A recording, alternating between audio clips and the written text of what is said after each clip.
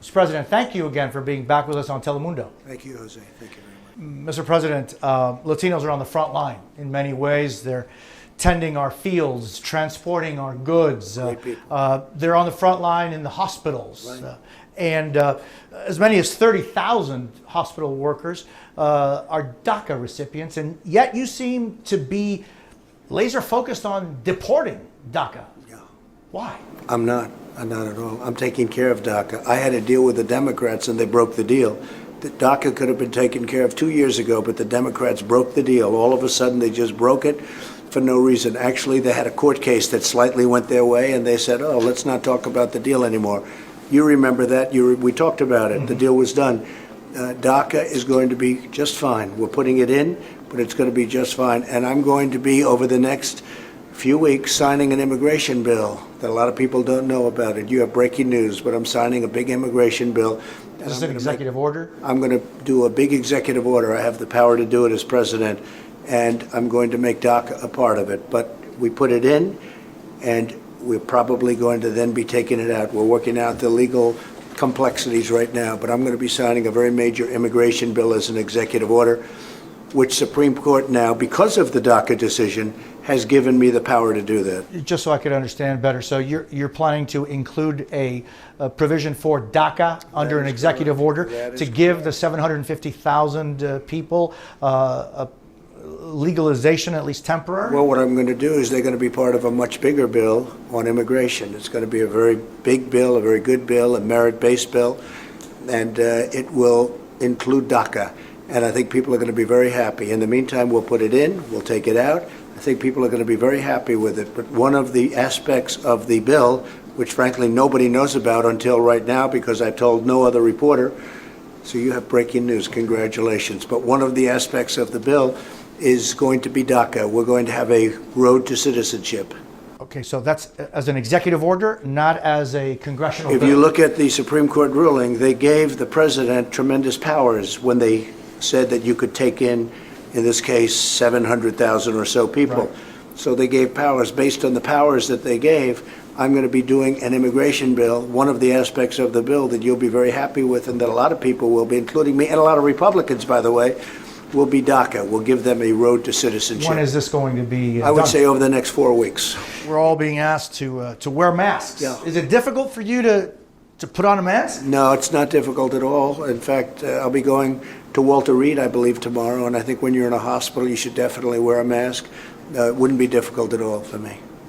You've worn them and you'll Yeah, start I've wearing worn more them. of I've had them? them on. Will we see you wear I them? think you guys, if you'd like to. Yes, absolutely. I mean, I think hopefully I'll look good in a mask, but I've had masks on, and I think you have pictures of me with masks. No, I think in certain settings like a hospital, I'm going in to see some of our troops. I'm going in to see some of our COVID workers, people that have done an incredible job. I'm going tomorrow night sometime, and I'll be wearing a mask.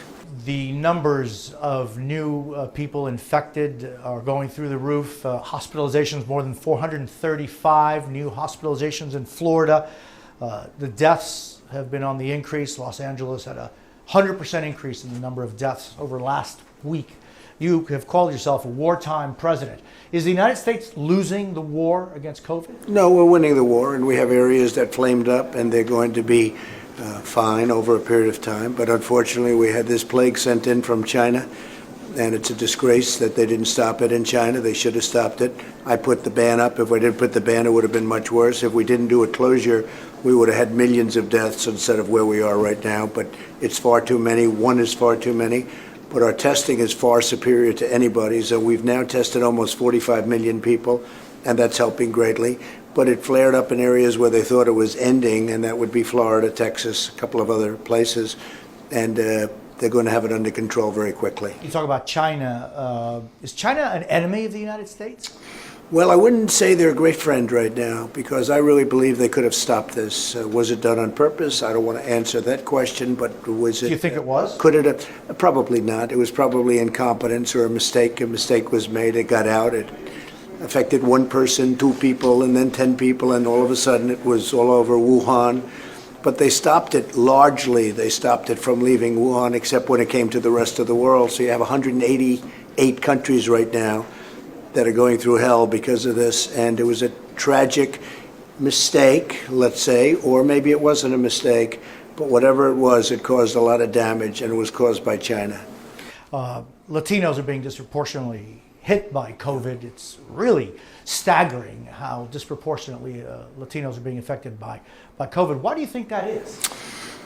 It could be a lot of things. If you look at COVID, the ones that really are affected are people that have diabetes, if they have bad heart, if they have obesity, if they suffer from any malady, they are really, they're in trouble if they get hit, especially if they're a certain age. Latinos are being hit hard. I mean, honestly, everybody's being hit hard. A lot of people are being hit very hard. Everybody is being hit hard. It's a terrible thing all over the world. Mr. President, Vanessa Guillén, Army soldier, immigrant. Have you heard of her? I have, yes, I have. She was killed. That's right. She was in an Army base in Texas. Yeah. Is there something that you could do to have more transparency in the way the armed forces investigate sexual harassment and sexual abuse? Well, we're going to look at that I saw that on the news the other day, and I thought it was terrible, and I gave specifically orders. I want to know everything about it. They're going to be reporting to me on Monday about it, and I'll be able to release something to you at that time. I thought it was horrible. I thought it was absolutely horrible. This week you had the visit to the White House of Mexican President Andrés Manuel López Obrador. Strange bedfellow. Isn't it really? But he's a fabulous man. He's like a friend of mine. He became a friend almost from the beginning. Less of a good relationship with his predecessor. I didn't get along, although in theory we should have gotten along better.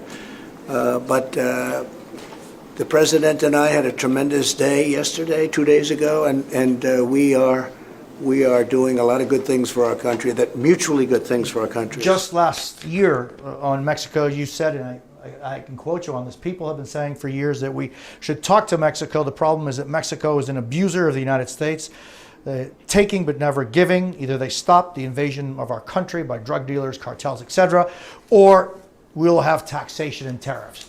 Have you changed in this year? Well, it's true. What I said is true. I'm not changing that, but we've made a lot of progress. We've signed a new USMCA. That's the deal with Mexico, Canada, United States.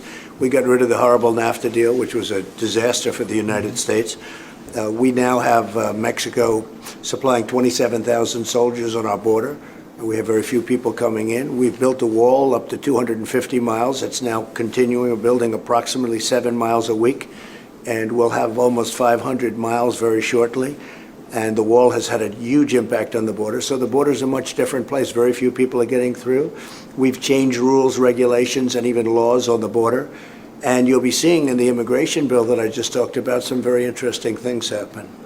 Speaking of the Supreme Court ruled a New York prosecutor can obtain your financial records, including both of the magistrates that you appointed. What are your thoughts on it?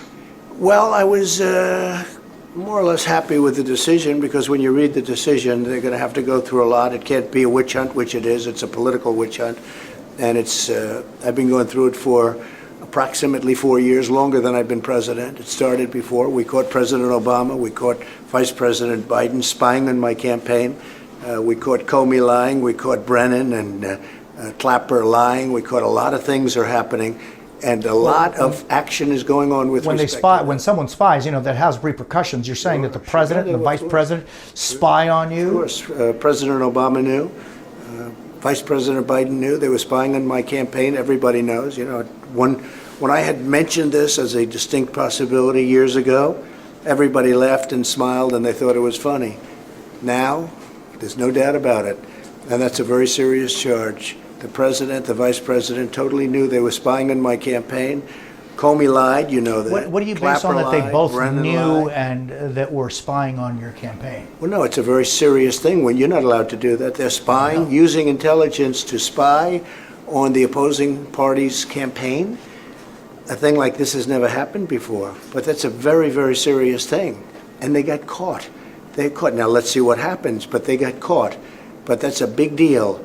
And and we've been going through this for a long time. So let's see how it all works out. It'll be very interesting. Mr. President, you're here to talk about the region. I know that Venezuela has been on the plate here. For you, Venezuela, is it Guaido? Is it Maduro? Is it U.S. intervention? It's freedom for their people. It's freedom. Venezuela was a rich country 15 years ago, and it's been destroyed by two people, but a system, a horrible system. Call it anything you want, but it's a horrible system. And something will happen with Venezuela. That's all I can tell you. Something will be happening with Venezuela. Through the United States? The United States? We'll be very much involved. Are you still supporting Guaido? I support whoever it is that's elected. And right now, he seems to be the person that's elected. But the system is very bad over there. He seems to be losing a certain power. We want somebody that has the support of the people. I support the person that has the support of the people. Venezuela has been treated very, very badly. I've been very strong on Venezuela. This is an area that I know very well. You understand why. I know this area very well. Little Venezuela, they call it in Florida. Little Venezuela. The greatest people there are, fantastic people. We're going to take care of the people of Venezuela. Mr. President, thank you very much Thank for you your very time. much. I appreciate Thank it. you.